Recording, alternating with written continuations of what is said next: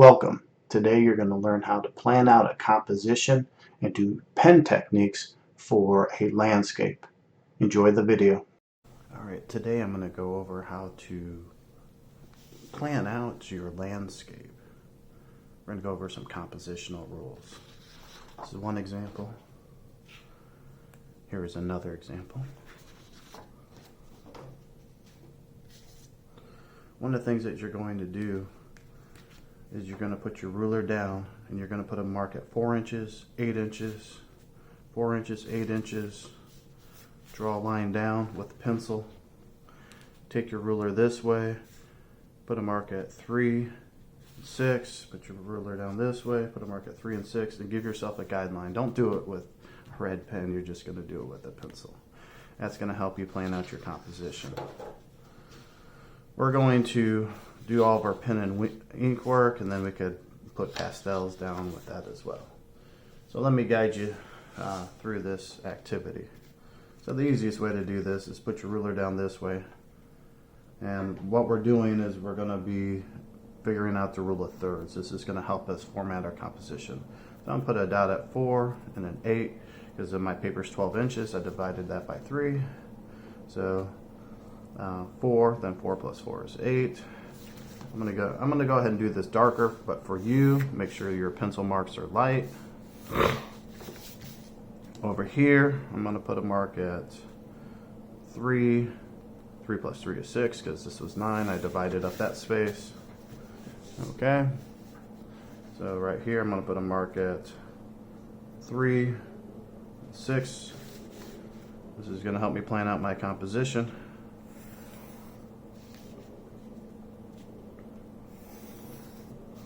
Alright, now, one of the things that we're going to do, we're going to actually start off in the foreground.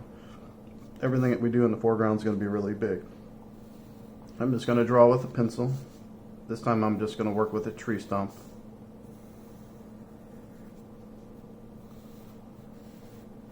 You can see how I work with my tree stump. Again, you're going to draw lightly with the pencil, alright? So this is going to be our foreground. I could add more details later. I would say maybe about 2 fingertips down. You could have drawn the land first if you wanted to. This is going to be our foreground land. So we hit the rule of thirds, compositional rule for asymmetry. Since landscapes are asymmetrical.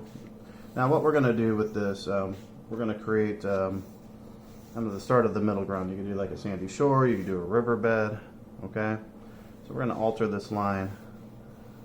I'm going to create like a little sandy shore and do these little S's. Alright, so that would be where I would put sand. Okay. Now, this enters our middle ground. Okay. So we're going to have a middle ground plane. So whatever trees that you do are going to be smaller than this. So maybe 2, maybe 3 trees over here to counterbalance it. You could even choose to put one over here. So I'm going to do some medium-sized trees. So the base of my tree must fit on the ground plane. So right here I'm going to just draw in the shape of a tree that I would like to put in. I'm going to just say like a middle ground tree. And you come up, I could come up a little bit higher, maybe for my second tree. Make this one a little bit smaller, because if I choose to put it back in space, it would be smaller. Alright, I'm going to go ahead and just put one that's going off the picture plane over here. So I recommend just roughing that in. Now in between the middle ground and our background, we're going to do a cluster of either bushes or trees. So somewhere by this rule of third line, I'm going to just put in my little cluster. Up in this top third, we're going to put in our hills or mountains. Make those look natural. And then up in here is our sky. That will help us format. So when we work with our pen techniques, we could add things throughout this. When we draw our pen and ink techniques, we're going to focus on the foreground, then the middle ground, and then the background and sky. When you apply color to your design, you actually work the other way. So you'll do your sky, mountains, come down to your foreground or middle ground, then foreground. So you'd work that way. So a couple reminders with this. I'm just going to suggest this. Start it. We're going to do some long lines for the bark that flow with the contour. Then we're going to put in some small ones. We could put in little knots. Now you could do a tree that just goes off the picture plane, like this example. All right. We could add in rocks. We could add in some other things into here. And then your grass you want to draw taller with some upward hatch marks. All right. So that's the start of that. Now, other things that you could do, you could put in like water lilies, and if you do those, you could put in these oval shapes. Adding a little stippling on there would work. All right. Now, believe it or not, I would go through and just do your trees first, so that way we could play around with the reflections. So I'm gonna just do a loose controlled scribble technique for this, and that way I could show you how to plan out your water.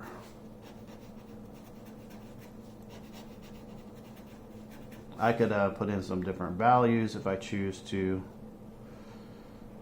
and then the roots are going into the ground. Just keep in mind, like any tree, it's going to get skinnier as it goes up, and if you do these at curvy diagonals, you could even do that with your middle ground trees. Suggest the bark. Okay. And put a little bit more value in here.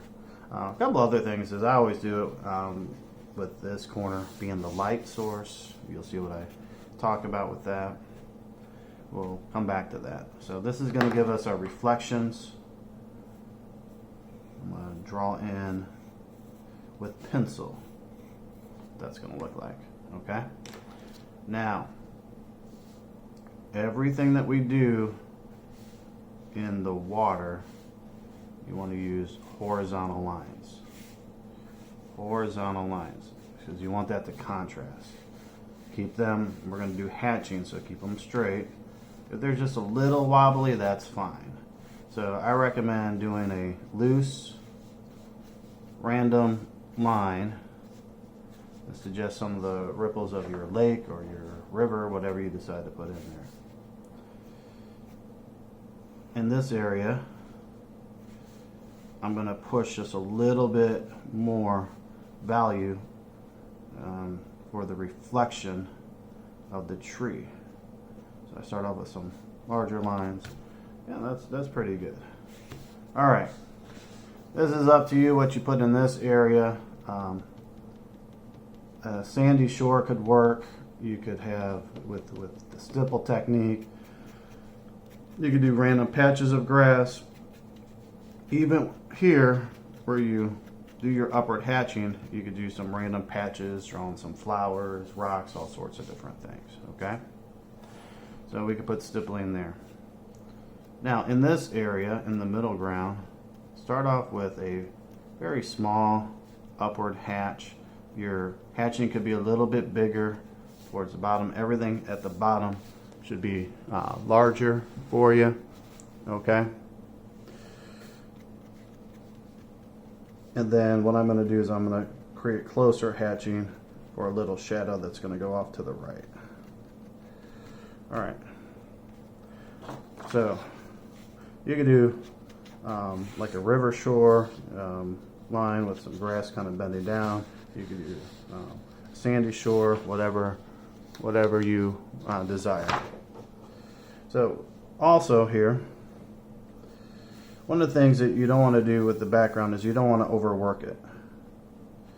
So I'm going to do some random scribble lines for this cluster of trees or bushes. So you could just do kind of random curve, some straight. You could just lift up your pen a lot. Don't make that too dark. At the bottom of it, you can make it a little bit darker, but just keep it light. Now for your mountains, you're going to do everything with your pencil lighter, right? You want to be loose and organic with everything as you're working. But when you do your mountains, one of the things I suggest is keeping those light. So like a feather touch. And sometimes you don't have to completely draw through something. So I'm going to use a diagonal light pressure, and then I'm going to cross hatch. We could even add in more shadowing on the right sides if we wanted to create some shadows. We could even choose to come in with another direction to really give some different textures of roughness over mountains. When you do your sky, we're going to go from large, about 3 fingertips, to maybe 2 fingertips, to about 1 fingertip. Your clouds will get bigger to smaller. With this, I recommend following your pencil outline and doing a very light value, and then darkening up the bottom just a little bit. I like to work in curves, and then just look at it from a distance and use the stipple technique from there. All right, so a few things here. Just we're going to draw the foreground first. You might give a line, just make sure that the base of your tree is below this line. Upward hatching, work with that. We talked about the start of the middle ground. We could also use horizontal mark making there. Short hatch marks here, balance out with some trees, loose scribble, cross hatching mountains, and then stipple for your clouds. Alright, so when you color, you would actually color backwards to overlay everything. We'll talk about that later, and so forth. Alright, so we've used all of our techniques. We have hatching, cross hatching, stippling, and scribbling. Thank you. Enjoy creating an awesome landscape. Have a wonderful day. Thank you for watching my video today. Do something amazing with these techniques. Make wonderful landscapes. Do something nice for someone. Draw them a picture. And as always, be a good person. Thanks again, and enjoy your day.